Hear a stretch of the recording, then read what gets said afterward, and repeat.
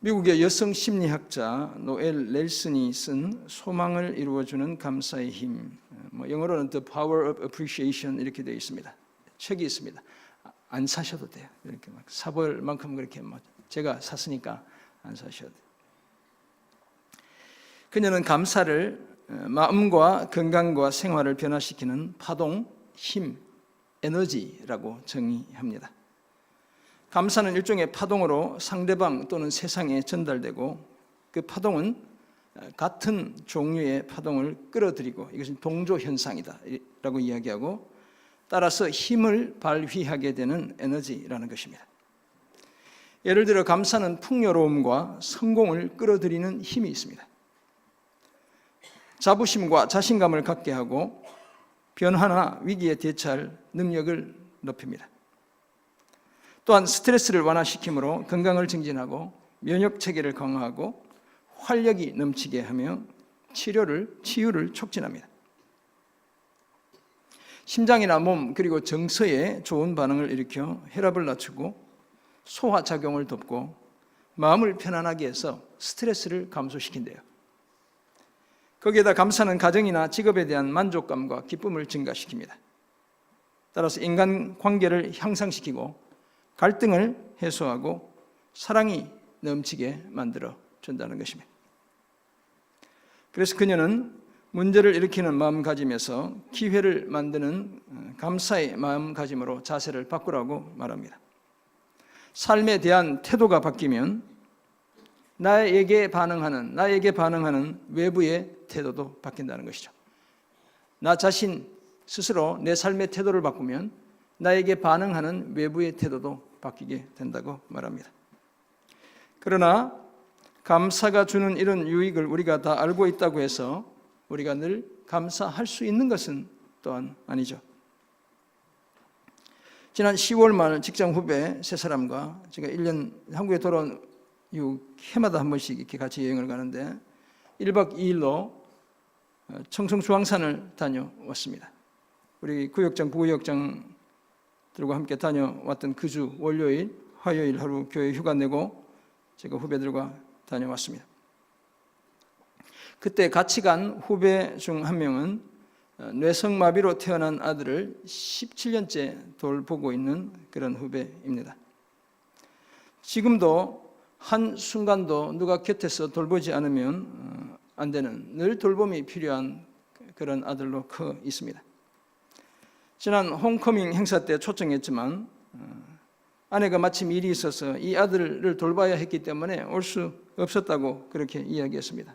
그래서 제가 만났더니 제 설교를 다 들어보고 living home이 아니라 going home 해야 한다고 그렇게 저한테 제 설교를 요약해 들려주기도 했습니다. 아픈 우리 손주와 그 후배 아들에 관해 이야기하던 중 그 후배가 아주 슬프고 충격적인 두 가정의 이야기를 들려주었습니다. 다 아픈 아이 키우면서 같이 교제하던 알고 지내던 그 가정들의 이야기였습니다. 알고 지내던 분들 중에 의정부에 사는 한 가정이 있었는데 장애로 태어난 외손주를 애지중지 돌보시던 외할아버지가 그 외손주와 그 외손주의 엄마인 자신의 딸을 생각해 그 아이와 함께 의정부에 있는 고층 아파트에서 뛰어내렸다는 이야기였습니다. 또 다른 이야기는 장애를 안고 태어난 아이를 너무나 사랑하며 키우던 젊은 엄마, 그 후배의 집에까지 와서 교제하기도 했던 그 젊은 엄마가 그 힘겨움을 이기지 못해 극단적인 선택을 하게 되었는데 이틀이나 지나서 그 아이만 살아있는 채 발견되었다는 아프고 슬픈 이야기였습니다. 사실 우리 삶이 이렇게 힘겨우면 감사하기란 거의 불가능합니다. 그것보다 정도는 약하지만 무능력한 남편과 평생 살아와야 했던 세월, 사치가 심한 아내 때문에 골치가 지근지근 거렸던 그 시간들, 여러분들은 안 그러리라 제가 믿습니다. 무책임한 부모님들, 말썽만 부리는 자녀들과 함께 살면서 그것 자체를 감사하기란 결코 쉽지가 않습니다. 계속 실패를 거듭하는 사업과 입시와 입사에도 불구하고 그래도 감사하기란 여간 어려운 것이 아니죠. 불현듯 찾아온 목숨을 위협하는 질병 앞에서 오랜 불임의 시간을 지나면서 오해와 억울함의 긴 터널을 통과하면서 그래도 감사하기란 결코 쉬운 일이 아닙니다. 그렇지만 사도 바울은 오늘 본문 골로새서 1장 12절에서 14절을 통해 우리에겐 여전히 감사할 이유가 있다고 말합니다. 왜냐하면 아버지 하나님께서 아들 예수 그리스도를 통해 저와 여러분을 구원하셨기 때문입니다. 우리는 이 사실만으로도 하나님께 항상 그리고 충분히 감사할 수 있습니다. 그렇지만 아무것도 발생하지 않는 진공 상태에서 감사가 저절로 생길 수는 없는 것이죠. 그래서 바울은 골로새 교회 성도들에게 무조건 감사하라고 말하지는 않습니다. 감사해야 할 구체적인 이유를 제시하고 있죠. 그것이 바로 하나님 아버지께서 자신의 아들 예수 그리스도의 십자가를 통해 이루신 저와 여러분의 구원 때문인 것이죠. 그러므로 우리에겐 충분히 감사할 이유가 있습니다. 그 첫 번째, 오늘 본문이 말씀하는 구체적인 이유로 성도들이 유업으로 받을 지분을 우리도 차지하게 하셨기 때문에 그렇습니다. 우리가 오늘 본문 12절 같이 한번 같은 목소리로 읽어보겠습니다. 시작. 우리로 하여금 빛 가운데서 성도의 기업의 부분을 얻기에 합당하게 하신 아버지께 감사하게 하시기를 원하노라.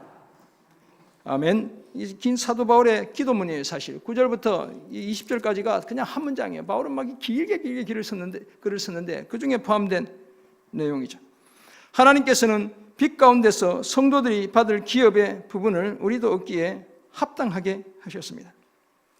우리가 더 이상 어둠의 권세에 짓눌려 살지 않게 해 주셨습니다.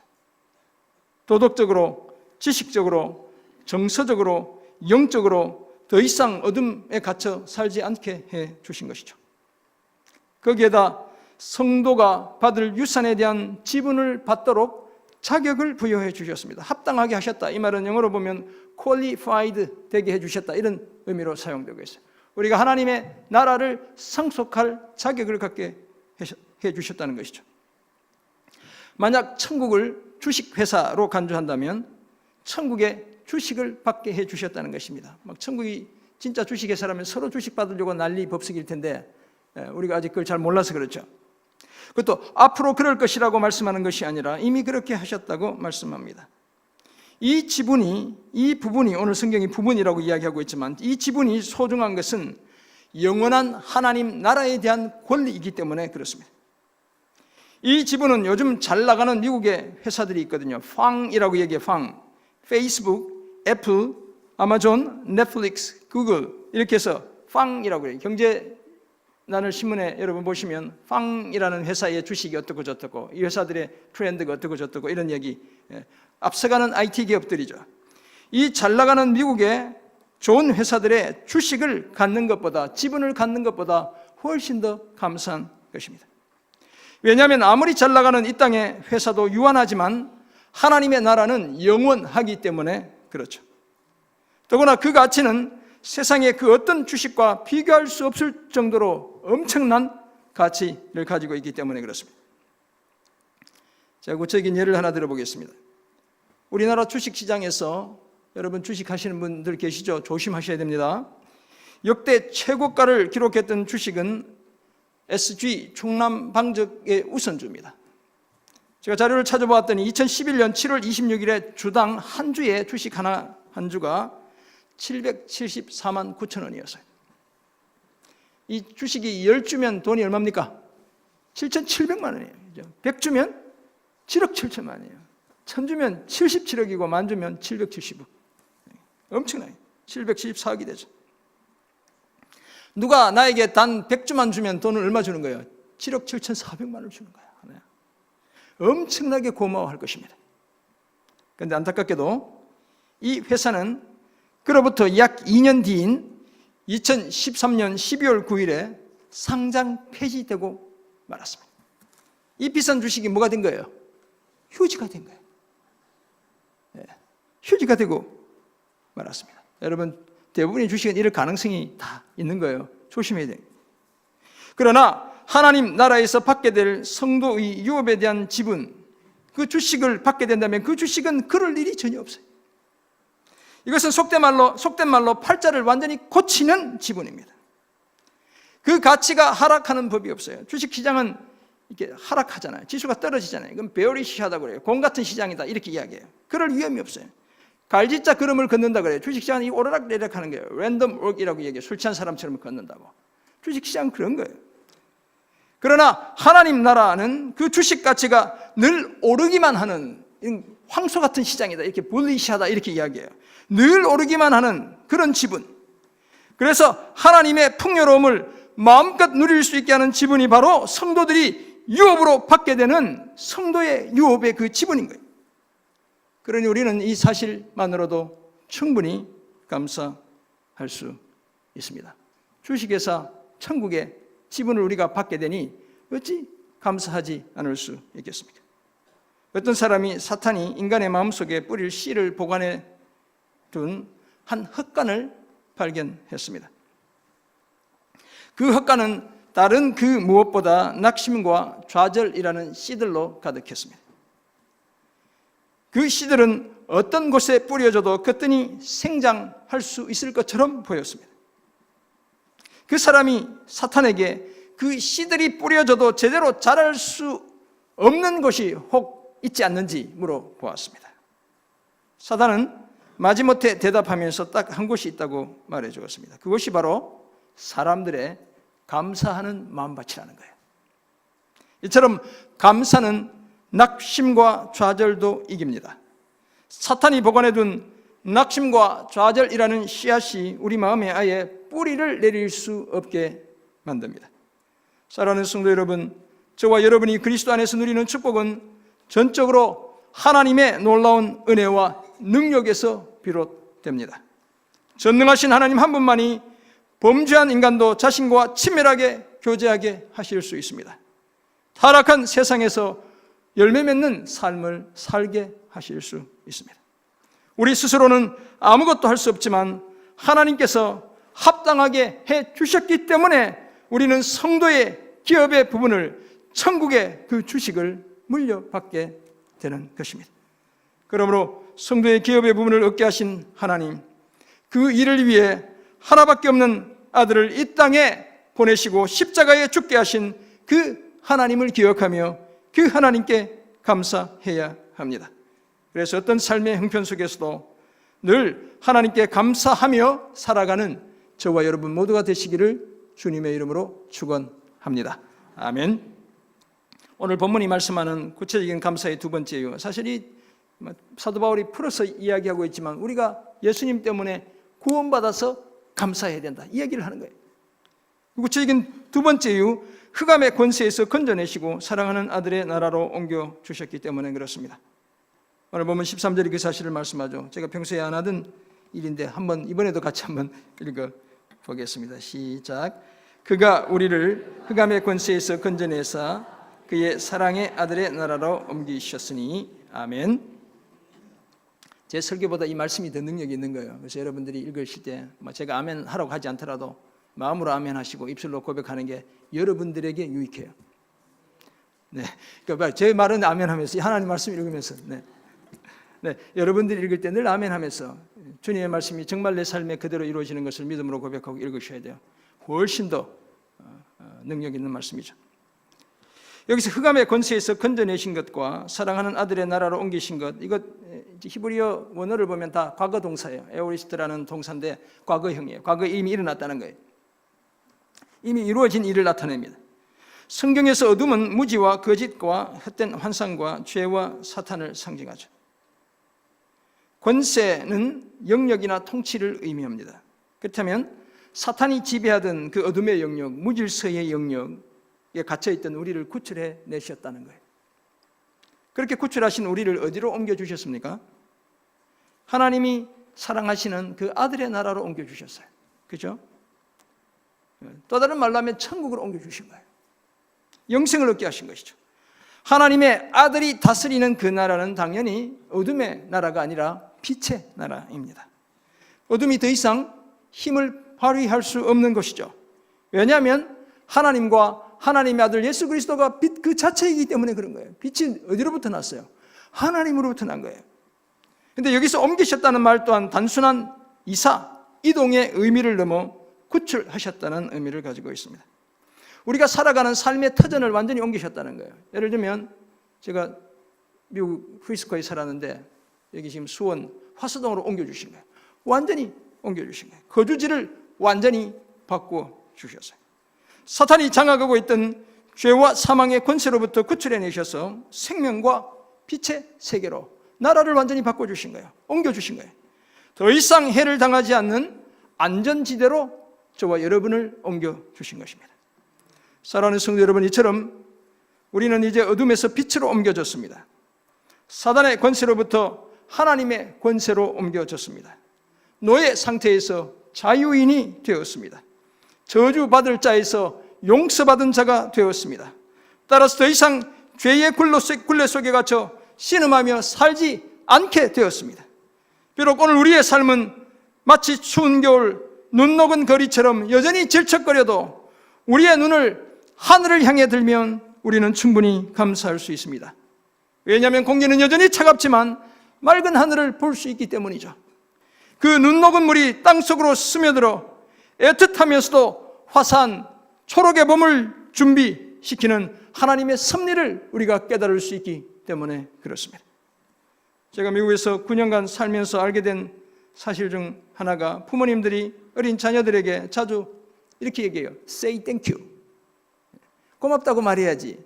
감사하다고 해야지 해야 애들한테 이렇게 모임에 가거나 거리에서나 몰에 가거나 보면 누군가 조금만 도움을 줘도 조금만 사랑을 베풀어도 아기한테 애한테 그렇게 얘기하는 거예요. 얘야 감사해야지. Say thank you. 이렇게 끊임없이 가르쳐요. 그런 모습을 곳곳에서 볼 수 있습니다. 그래서 엄마, 미국은 엄마 마미라고 하잖아요. 우리 손주 보니까 마마 이렇게 지금 이제 말을 배우고 있더라고요. 아빠 데디라고 하는데 다다 이렇게 배우고 있어요. 최근에 동영상 온 거 보니까 이제 말을 배우기 시작했어요. 그 다음으로 가장 먼저 배우는 말이 바로 땡큐라는 거예요. 감사합니다. 고맙습니다. 우리가 인간으로 태어나 세 번째 배우는 완전한 언어가 바로 감사합니다 라는 거예요. 그렇다면 오늘 우리가 먼저 배우고 연습해야 할 언어도 마찬가지입니다. 하나님께 대해 서로에 대해 늘 뭐라고 얘기해야 돼요? 감사합니다. 고맙습니다. 이렇게 말해야 됩니다. 그래서 여러분 옆에 분들에게 오늘 옆에 계셔서 감사합니다 한번 얘기하셔요. 네, 좋습니다. 오늘 별것 다 시키죠? 하나님의 존재와 하나님의 사역에 대한 고마움을 마음과 말로 표현하는 거예요. 그 무엇보다도 우리를 흑암의 권세에서 건져내시고 사랑하는 아들의 나라로 옮겨주신 것에 대해 하나님께 감사해야 합니다. 뿐만 아니라 우리 서로의 존재와 서로를 향한 크고 작은 사랑과 배려 때문에 서로에게 감사할 뿐만 아니라 그런 지체들을 주신 하나님께 감사해야 합니다. 이 사실을 기억하고 하나님께서 그리스도 예수 안에서 우리를 위해 행하신 구원의 큰일 때문에 오늘 삶이 비록 힘들어도 늘 감사하며 살아가는 저와 여러분 모두가 되시기를 주님의 이름으로 축원합니다. 아멘. 오늘 본문이 말씀하는 감사의 구체적인 마지막 이유로 그 아들 안에서 우리가 속량 곧 죄 사함을 얻었기 때문입니다. 오늘 본문 14절이 그 사실을 말씀합니다. 여러분 주무시지 않도록 다시 한번 읽어보겠습니다. 시작. 그 아들 안에서 우리가 속량 곧 죄 사함을 얻었도다. 아멘. 네, 여러분을 잘 주무시게 하는 것도 저의 재주입니다. 재미없게 지루하게 하면 얼마나 잘 편하게 주무시겠어요. 네, 자꾸 귀찮게 하면 재주가 못한 것이죠. 바울은 우리가 하나님께 감사해야 할 이유를 이제는 앞에는 하나님께 감사하자 이렇게 이야기하는데 이번에는 예수님과 연결시키고 있어요. 그 아들 안에서 우리가 속량 곧 죄 사함을 얻었다 이렇게 이야기하고 있죠. 사실 14절 이후에 15절부터는 예수님에 대한 아름다운 표현들로 가득가득 채워져 있어요. 여러분 15절을 보면 그는 보이지 아니하는 하나님 형상이요 모든 피조물보다 먼저 나신 자신이 막 이렇게 주님에 대한 기독론에 대한 이야기들을 하고 있어요. 그 전에 감사와 연결시켜 보는 것이죠. 근데 여기서 죄 사함을 얻었다는 말은 과거의 일을 넘어 앞에서 옮겨주시고 속량하시고 건져주시고 이런 것들은 다 이제 과거 동사로 표현되어 있단 말이죠. 그런데 죄사함을 얻었다는 말에는 현재 동사가 사용되고 있어요. 그렇다면 과거에 일어난 일뿐만 아니라 오늘 계속되고 있는 일이다, 이렇게 우리가 이해할 수 있습니다. 하나님께서 그리스도 안에 행하신 구속 곧 죄사함의 효과가 지금도 여전히 유효하다, 이렇게 해석할 수 있습니다. 어제 저와 여러분이 지은 죄, 그리고 오늘 어쩌면 교회에 오면서 지은 죄, 아니면 지금 이 자리에 마음에 짓고 있는 죄, 그리고 내일 짓게 될 죄도 하나님의 아들 예수 그리스도 안에서 다 용서받은 셈인 것입니다. 여러분 믿으시죠? 근데 고의로 계속 반복적으로 짓는 건 주님이 혼낼 거니까 조심해야 돼요. 그 아들 안에서라는 말은 그 아들에 의해 또는 그 아들을 통해서라는 의미가 되겠습니다. 속량이라는 말은 대가를 지불하고 노예 상태에서 벗어나게 하는 것을 의미하죠. 값을 치르고 노예로 팔려간 사람을 되사오는 것, 이런 것이 바로 속량이에요. 구속이다, 이렇게 말할 수 있습니다. 용서라는 말도 죄의 포로 상태에서 놓이거나 죄의 형벌과 죄책에서 벗어나게 하는 것을 의미하는 것입니다. 이처럼 바울은 속량, 그 구속을 죄 용서와 직접적으로 연관짓고 있습니다. 그런데 이렇게 가능한 이유가 있죠. 왜냐하면 아무런 죄도 없는 하나님의 어린 양 예수 그리스도께서 십자가에서 피 흘리며 돌아가심으로 모든 죄의 빚을 다 갚아 주셨기 때문에 그렇습니다. 사랑하는 성도 여러분, 이처럼 우리의 모든 죄의 빚은 다 지불되었습니다. 그래서 저는 천국이 빨리 왔으면 좋겠어요. 그래서 예수님은 십자가상에서 다 이루었다, 이렇게 선언하셨어요. 1차적으로 하나님의 인류를 향한 구원 사역을 마침내 완성했다, 다 이루었다, 그 선언이기도 했죠. 뿐만 아니라 우리 모든 사람이 진 그 죄의 빚을 완전히 다 갚았다라는 그런 의미이기도 했습니다. 왜냐하면 자신의 그 피 흘리는 죽음을 통해 거룩한 공의에 대한 하나님의 요구를 다 만족시키셨기 때문에 그렇습니다. 그러므로 저와 여러분은, 예수 믿는 저와 여러분은 더 이상 죄의 빚쟁이가 아닙니다. 그리고 그 어떤 경우에도 우리는 신용 불량자가 될 위험이 없습니다. 예수님이 우리의 과거와 현재와 미래의 빚까지 이미 다 갚아 주셨기 때문에 그렇습니다. 더구나 예수 그리스도를 통한 속량 곧 죄사함으로 인해 우리와 하나님과의 관계가 회복되었습니다. 하나님과 우리를 가로막던 장벽이 다 제거되었죠. 뿐만 아니라 우리 서로 간에도 화해하게 되었습니다. 십자가를 통해 서로 사이에 놓여있던 적대감의 장벽이 다 무너졌기 때문에 그렇습니다. 그래서 우리는 감사해야 합니다. 이 감사는 하나님을 높이고 전적으로 의지한다는 표현이죠. 더구나 감사는 하나님의 명령이기도 합니다. 그래서 감사함으로 그 문에 들어가고 범사에 항상 감사해야 합니다. 감사하지 않으면 위험한 결과들을 초래할 수밖에 없습니다. 교만에 빠지게 되고 쓴뿌리가 나고 불평과 불만이 가득한 삶을 살 수밖에 없습니다. 반면에 감사는 그리스도 안에서 항상 이기는 삶을 살게 합니다. 각처에 그리스도를 아는 냄새를 나타내게 하죠. 그래서 우리가 그리스도의 향기가 되게 하는 것입니다. 그러므로 하나님께 감사해야 합니다. 특별히 아들을 통해 하나님께서 이루신 속량 곧 죄 용서의 큰 일을 기억하며 늘 감사의 제사를 드리며 살아가는 저와 여러분 모두가 되시기를 주님의 이름으로 축원합니다. 아멘. 그렇다면 이런 사실을 알게 된 우리는 이제보다 구체적으로 어떤 삶을 힘써야 하겠습니까? 먼저 범사에 감사해야 합니다. 모든 삶의 형편 속에서 감사해야 하죠. 에베소 5장 20절 범사에 우리 주 예수 그리스도의 이름으로 항상 아버지 하나님께 감사하며 라고 말씀하죠. 데살로니가 전서 5장 18절, 우리가 너무나 잘 아는 구절이죠.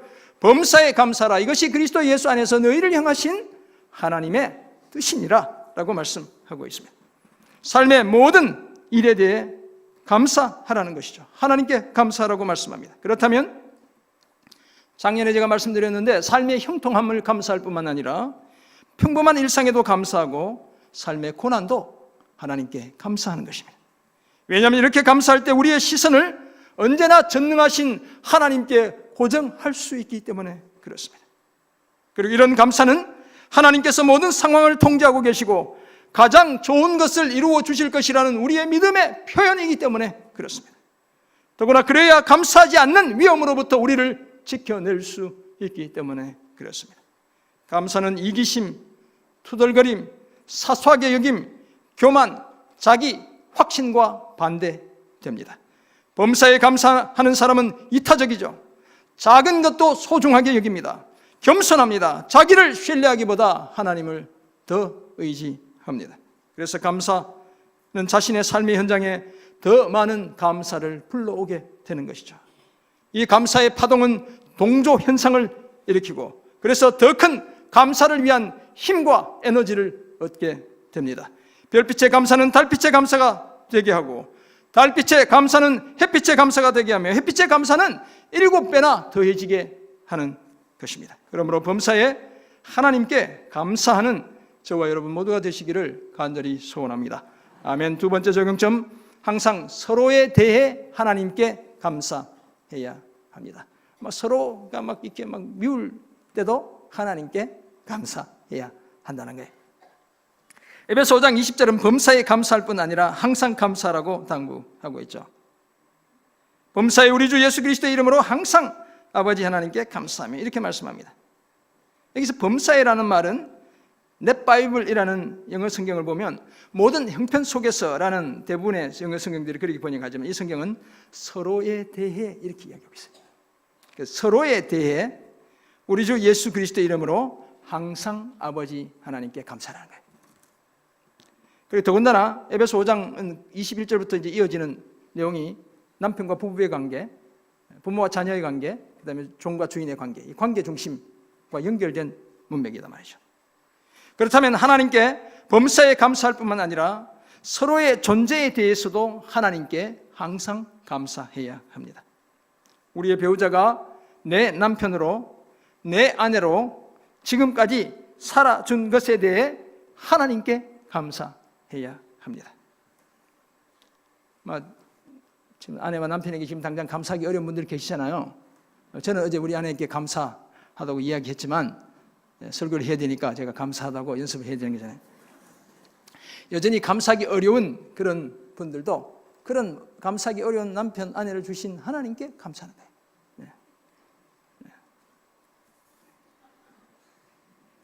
별로 동의하지 않지만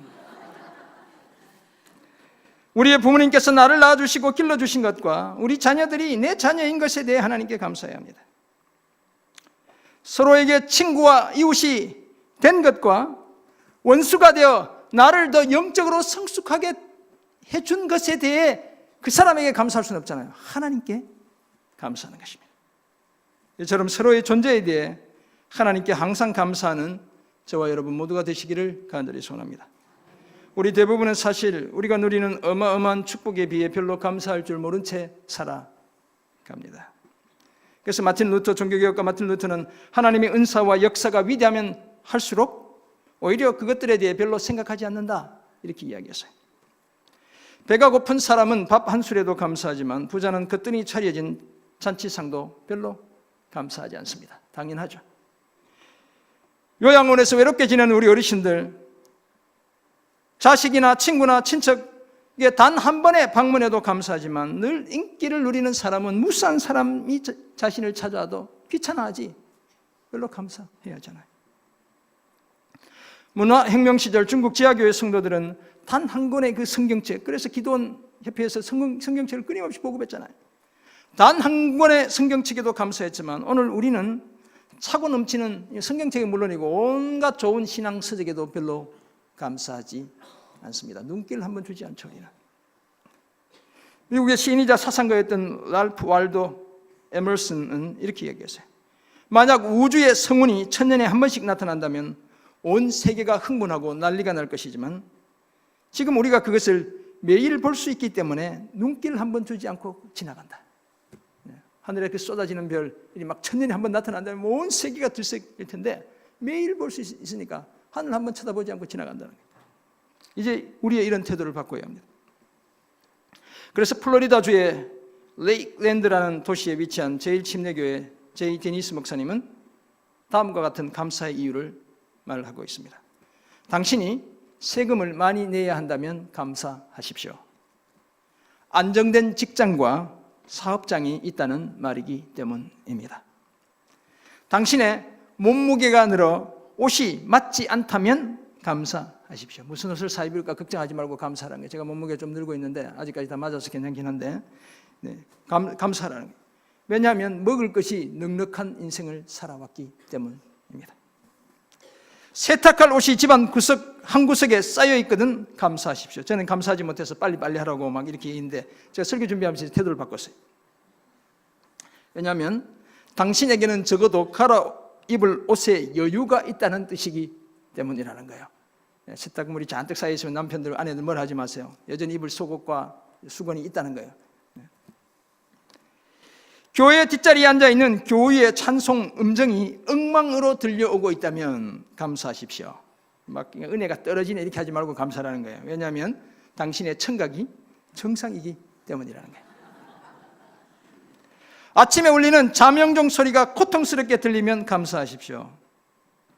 왜냐하면 당신에겐 하루라는 시간이 기다리고 있기 때문이라는 거예요. 해가 저물어 온몸이 나른하고 피곤하거든 감사하십시오. 왜냐하면 오늘 하루를 열심히 살았기 때문이라는 거예요. 사랑하는 성도 여러분, 이처럼 우리에겐 감사할 이유가 있습니다. 우리는 그 무엇보다도 하나님께서 예수 그리스도를 통해 행하신 우리의 구원 때문에 감사해야 합니다. 이것이 가장 근본적이고 가장 영원한 감사예요. 나머지는 다 조건적인 거예요, 사실. 그래서 오늘 제가 이 본문을 가져온 거예요. 보다 구체적으로는 성도의 유업의 부분을 얻기에 합당하게 하신 것으로 인해 감사해야 합니다. 흑암의 권세에서 건져내시고 사랑하는 아들의 나라로 옮기신 것에 대해 감사해야 합니다. 그 아들 안에서 속량 곧 죄 용서를 받게 하신 것에 대해 감사해야 합니다.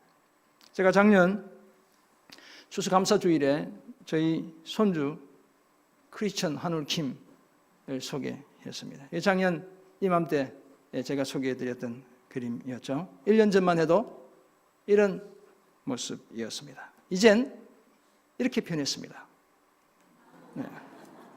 네.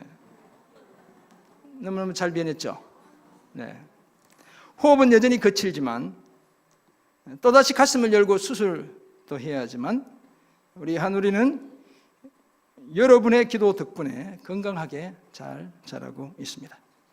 그래서 감사합니다. 저는 이 손주의 운명이 하나님의 전적인 은혜에 달려 있다는 사실에 감사합니다. 이 손주 때문에 늘 긴장감을 놓지 않고 기도할 수 있어서 감사합니다. 겸손하게 이 땅을 살게 하셔서 너무나 감사합니다. 그리고 무엇보다도 우리 한우들을 포함한 우리 모두를 위해 하나님께서 예수 그리스도 안에서 행하신 그 구원의 놀라운 일 때문에 감사합니다.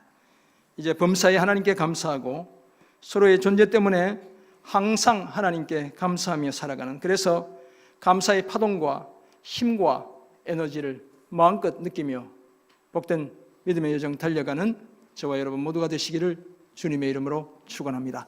아멘. 기도하겠습니다. 하나님 아버지, 오늘 우리에게 주신 귀한 말씀을 기억합니다.